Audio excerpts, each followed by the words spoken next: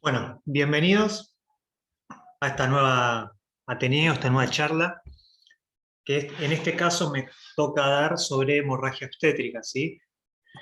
Sobre todo me voy a ir centrando y voy a ir guiando la clase hacia una de las patologías más frecuentes que es en la hemorragia obstétrica, que es la atonía uterina. Para ir arrancando, para ir comprendiendo un poco, ¿sí? La hemorragia posparto se define como el sangrado que excede los 500 mililitros y severa cuando excede los 1000 mililitros, lo que es el parto vaginal, ¿sí? Cada año se producen cerca de 14 millones de casos de hemorragias asociadas al embarazo, ¿sí? Y al menos 128.000 de estas mujeres se desangran y mueren. Creo que la mayoría tiene algún caso de hemorragia, ¿sí? En obstétricas, y es una gran complicación y uno generalmente, si bien lo piensa, siempre a uno lo toma por sorpresa, por más que uno toma los recaudos, que ya vamos a ver cuáles son los recaudos, cuáles están avalados, pero son una catástrofe, ¿sí?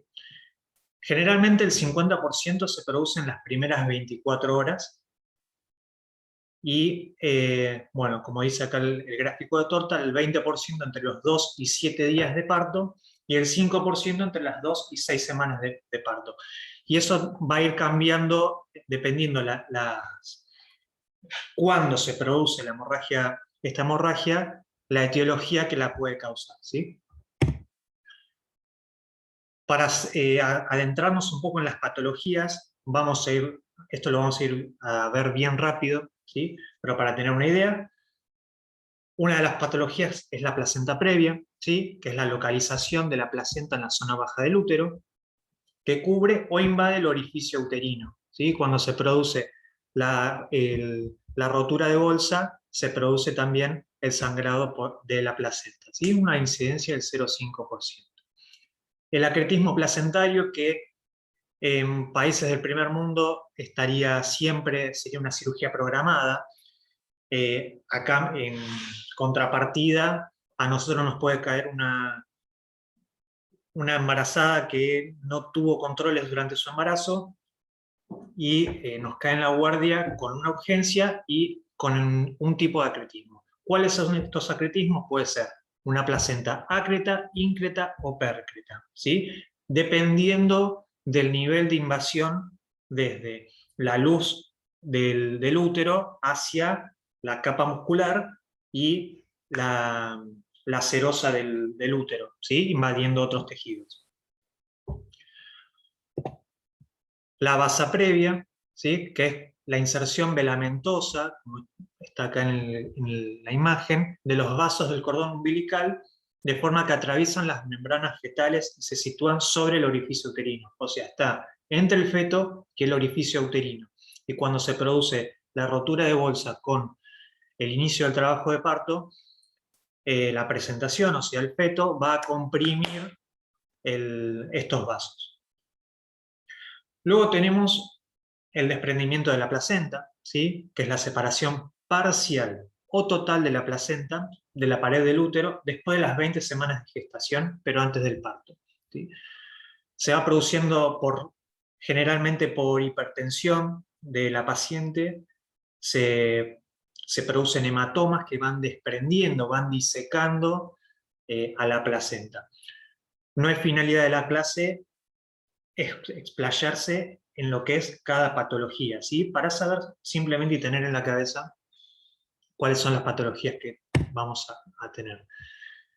Y la atonía uterina, ¿sí? Es la incapacidad del útero de contraerse tras el alumbramiento, lo que conlleva una falta de hemostasia del lecho placentario. Hay hemorragia excesiva, ¿sí? En el posparto inmediato, y es la causa principal de muerte materna en todo el mundo, siendo el 70% de los casos de hemorragia posparto, ¿sí? Y es esta clase en la que nos vamos a centrar más. Y luego, bueno, está la rotura uterina, ¿sí? El desgarro del útero, que pues generalmente está asociado a una mala inducción, un exceso de fármaco, de oxitocina, que aumenta mucho el tono uterino. Hay factores de riesgo, ¿sí?, que predisponen a la hemorragia posparto, y uno lo puede pensar a través de lo que son las 4T, que engloban la mayoría, o digamos casi todos los factores de riesgo, o las patologías, en las que podemos decir tono, que es el trastorno de la contractilidad uterina; tejido, que son los restos y adherencias placentarias que quedan dentro, que van a impedir que ese útero se contraiga totalmente y deje de sangrar; el trauma del tracto genital; y trombina, englobando todos los que son los trastornos de la coagulación. Y entonces tenemos, entonces, se estudió que hay diferentes factores de riesgo que tienen un riesgo, unos ratios, o sea, una mayor probabilidad, ¿sí?, de presentación de la hemorragia. Por ejemplo, dentro de lo que son las más frecuentes, ¿sí?, la placenta previa, conocida, que está asociada a lo que es la 4T al tono, tiene 12 veces más posibilidades de desarrollar hemorragia posparto. Fíjense que la gestación múltiple, la preeclampsia, ¿sí?, la obesidad, cesárea de emergencia, estos riesgos relativos no se suman, pero, o sea, el número final no es que se suma, pero sí aumenta considerablemente las chances a medida que se van sumando factores de riesgo. Y fíjense la cantidad, cuántos de estas pacientes siempre tienen alguno, dos o más factores de riesgo cuando nos caen a la guardia, ¿sí? La preeclampsia generalmente nos cae, bueno, un IMC mayor a 35 ya es mucho, pero nos ha tocado y pasa. La cesárea de emergencia, ¿sí? El trabajo de parto prolongado, muchas veces, esto es de la mayoría de las mujeres, ¿sí?, macrosómicos y mayores a 40 años. Son patologías frecuentes que ¿no?, predisponen a la hemorragia posparto y nos tienen que encender una alarma, ¿sí?, de lo que puede llegar a pasar o del riesgo aumentado del que pueden tener. Y entonces, a modo de encarar la clase, vamos a ver este caso clínico, que es un caso clínico real que los datos y los detalles están distorsionados porque pasó hace un tiempo. Fue una de las emergencias más grandes que tuve, fue con el doctor Pantin.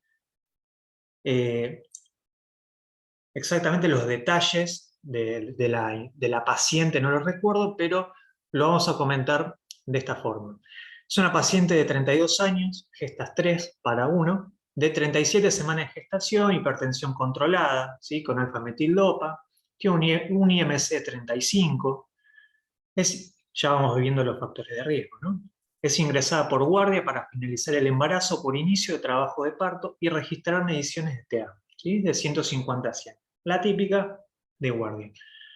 Se decide realizar un bloqueo subaracnoideo y la cirugía se desarrolla normalmente. Luego del alumbramiento se administra la profilaxis de 10 unidades de oxitocina en bolo lento y 20 unidades a pasar en un paralelo de solución fisiológica. Esto lo resalté porque lo vamos a ir viendo cuál es la evidencia que hay actualmente en cuanto a la profilaxis y a los diferentes parámetros que vamos a ir viendo. Ante la falta de tono y algo de sangrado, el obstetra le pide que le pase carbetocina. Le pasamos carbetocina, el obstetra se relaja, ve que el útero se contrajo, se procede al cierre. Y ahora, ante esto, yo me hago algunas preguntas, ¿no? ¿La paciente tiene factores de riesgo para hemorragia posparto? Sí, los vimos. ¿Qué hacer ante dichos factores? Ahora lo vamos a ver. ¿La profilaxis con oxitocina está avalada en todas las pacientes? Y si no tengo oxitocina, ¿qué evidencia hay respecto a los uterotónicos? ¿Sí? ¿Y qué pasa con la oxitocina y la carbetocina juntas?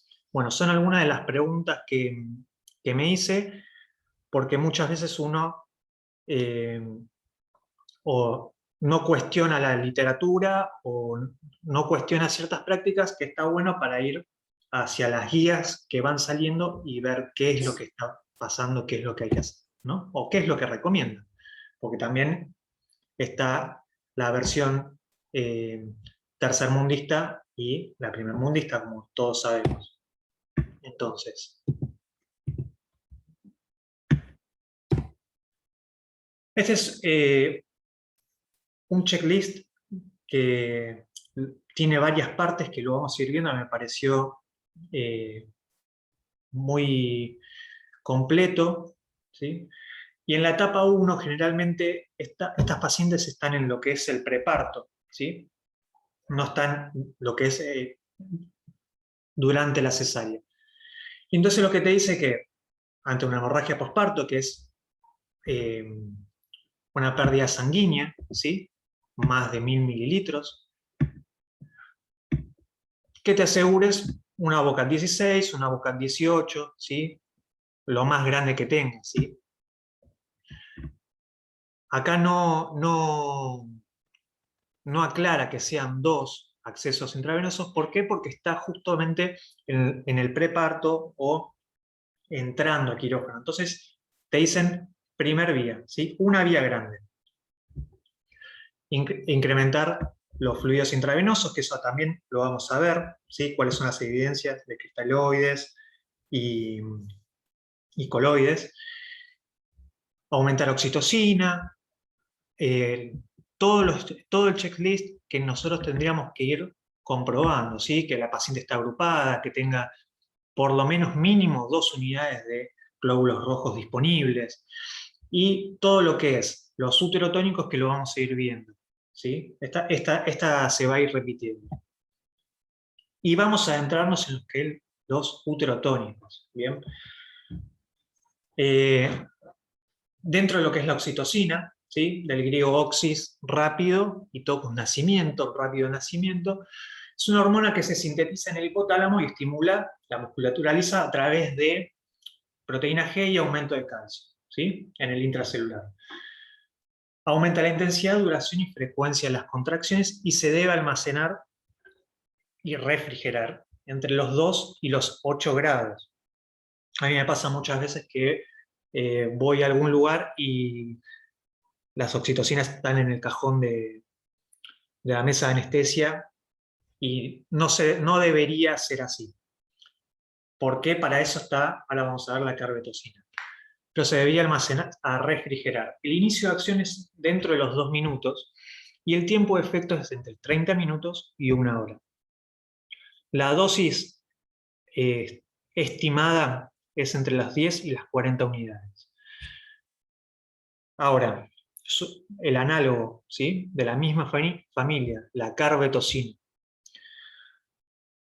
La presentación viene en 100 microgramos, ¿sí? Y se puede dar tanto intramuscular como intravenoso, igual que la oxitocina. 100 microgramos equivaldrían a 10 unidades de oxitocina. Pero ¿cuál es la diferencia entre estas dos? ¿Sí? Es el tiempo del efecto, que varía entre 1 a 2 horas y la vida media de 40 minutos. ¿Y por qué? ¿Cuál es una de las principales diferencias? ¿Por qué se hizo la carbetocina? Principalmente se desarrolló para países muy pobres, ¿sí? Por ejemplo, en África, donde no tengan posibilidad de refrigerar la oxitocina, ¿sí? Entonces se formuló la carbetocina para estos lugares. Los efectos adversos más frecuentes son la taquicardia, la isquemia miocárdica, ¿sí? Porque puede producir vasoespasmo de las coronarias, arritmias, cefalea y náuseas, y esto está estrechamente relacionado a la velocidad de infusión de ambas drogas.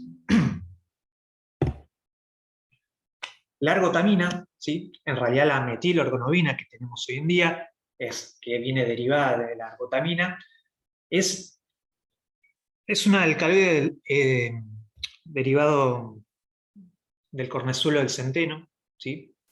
Que es un hongo que crece o crecía cuando está en forma natural en lo que es el trigo, maíz, ¿sí? Todos esos cereales, y está descrito desde la antigüedad, ¿sí? Imagínense que ya Hipócrates eh, había descrito en algún lugar que se podía usar para el tratamiento de la hemorragia obstétrica, imagínense, y muchos otros autores o muchas otras civilizaciones lo han usado para diferentes fines, y bueno, ya es historia, pero es uno de los, justamente el ergot, que es el hongo del maíz, estuvo involucrado en una de las grandes pandemias de la Edad Media por contaminación del trigo, ¿sí? Se producía lo que es el, se producía gangrena y amputación de los brazos por esta vasoconstricción severa que se producía por contaminación del pan. Bien, nada, volviendo, ya saben cuál es el mecanismo de acción, es el vasoespasmo, ¿sí? Es el mismo, actúa sobre el sistema nervioso central también producía convulsiones, eh, y el inicio de acción es de 2 a 5 minutos, la vida media 30 a 120 minutos, ¿sí? Y la dosis de 0,2 miligramos intravenoso o intramuscular, ¿sí? Cada 15 minutos y máximo 1 miligramo. Acuérdense de esta metilergonobina, porque en todas las guías está como de segunda elección. Ahora vamos a ver. Pero es el medicamento uterotónico de segunda elección, de segunda línea, ¿sí? Y el primero es la oxitocina. Está contraindicada en la hipertensión arterial y tiene contraindicación relativa con antecedentes de convulsiones, pero puede provocar convulsiones, infarto, espasmo coronario e hipertensión arterial. Parecidos también, excepto por las convulsiones, a lo que es la oxitocina. Las drogas de tercer línea, ¿sí? También por eso lo puse en este orden, es el misoprostol y el carboprost, ¿sí? Son prostaglandinas. ¿Cuál es el mecanismo de acción? Aumentan el calcio intracelular para mejorar la contracción uterina. El misoprostol viene en diferentes presentaciones, ¿sí?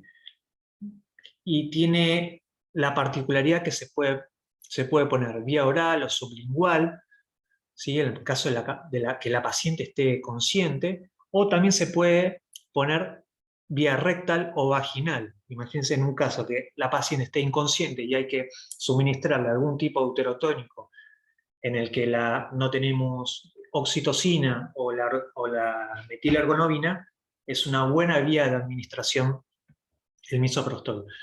Se absorbe bastante rápido, el pico plasmático es a los 15 minutos, ¿sí? Y la duración del efecto es a las 3 horas. Y la dosis es una dosis única de 800 microgramos. Está contraindicado en asma. Y el carboprost es un análogo, es parecido, ¿sí? Tiene el mismo mecanismo de acción y la dosis es de 250 microgramos intramuscular, ¿sí? Con un máximo de 2 miligramos. Este es un cuadrito del Ministerio de Salud de 2014, ¿sí? Hay muchas guías. La particularidad de esto, de los uterotónicos, es que hay muchas guías. Cada guía tiene su vía de administración, su modo de administración, ¿sí? Pero en lo que coincidían todas es la primera línea, que va a ser la oxitocina, la segunda la metilorgonobina y la tercera la misoprostol, ¿sí? Pero ahora vamos a ir viendo. Este es un cuadro que lo resume, ¿sí? No es para repetir todo, es repetir lo que dije antes, y vamos a ir a esta guía, ¿sí?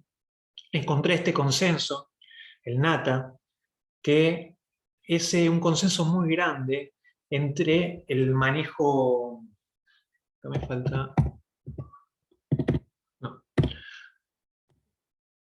Cuando fui leyendo, cuando fui encontrando esta clase la basé en lo que es la FASGO, que es la Federación Argentina de Ginecología y Obstetricia, las guías del Ministerio de Salud, que estaban un poco desactualizadas en cuanto a años, y encontré esta, esta guía, ¿sí? Que es una colaboración internacional de diferentes centros. Fíjense que está la Federación de Ginecología y Obstetricia, y la Federación Internacional, el, el Colegio Europeo de Ginecología y Obstetricia y la Sociedad Europea de Anestesiología. Esta guía se hizo en el 2019, es bastante actual. Y me basé principalmente en las recomendaciones que daba esta guía, ¿sí? Para refrescar un poco el grado de evidencia, ¿sí? Tenemos el grado de evidencia A, que es alto nivel de evidencia, B, moderado, C, bajo, ¿sí? Ahora, en cuanto a la pregunta de prevenir a la atonia uterina, ¿sí? La oxitocina profiláctica reduce el riesgo de pérdida de sangre, ¿sí? En comparación con placebo, y es superior a los alcaloides del corazón de centeno, por eso está en primera línea, ¿sí? Oxitocina, primera línea. Y dice, no hay ningún beneficio en la combinación simultánea, ¿sí? No en la combinación sucesiva, en la combinación simultánea de oxitocina y alcaloides del cornezuelo para la prevención, ¿sí? Para la prevención. Y tampoco la oxitocina y misoprostol simultáneos. Entonces, para prevenir, solamente oxitocina. Obviamente, si no tenemos oxitocina, vamos a pasar a cualquiera de los otros dos, ¿sí? Pero estamos hablando de prevención. Y acá, cada centro, cada anestesiólogo, cada guía tiene su forma de administrar la oxitocina. Encontré más o menos un consenso de lo que se repetía, ¿sí? Y se recomienda una inyección intravenosa lenta, por lo menos un minuto, de 5 a 10 unidades de oxitocina, excepto para las mujeres con riesgos cardiovasculares, en la que debe ser aproximadamente de 5 minutos para limitar sus efectos hemodinámicos, ¿sí? Esto es muy importante. La dosis inicial debe ir seguida de una infusión de mantenimiento. Acá te dicen de 10 unidades hora. Están las 20 unidades en 500 mililitros. En fin, hay diferentes tipos de infusiones, pero lo que no puede dejar de pasar es que haya una infusión de mantenimiento y por lo menos hasta 2 horas después de terminada la cirugía.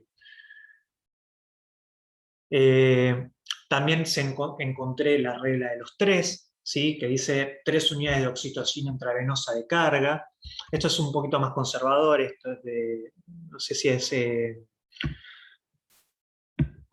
de Inglaterra, ¿sí? 3 minutos evalúan en equipo cómo está el útero, y si no se vuelve a repetir la carga de 3 unidades, hasta un total de 3 dosis, ¿sí? Y bueno, esta es una de las formas de pasar oxitocina. Pero sí, se recomienda de 5 a 10 intravenoso y un mantenimiento. Y especial cuidado con las pacientes que tienen algún efecto cardiovascular, porque es muy evidente el efecto que produce.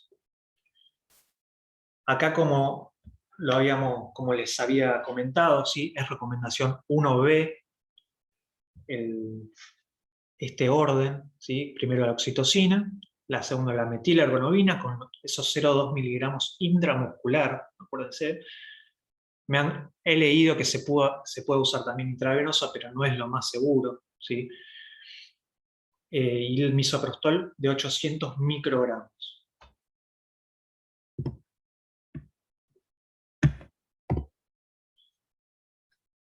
Y ahora, la carbetocina, ¿dónde la metemos en todo esto? Bueno, de todas las guías que que busqué, en ningún lado se incluye la carbetocina en ningún algoritmo, ¿sí?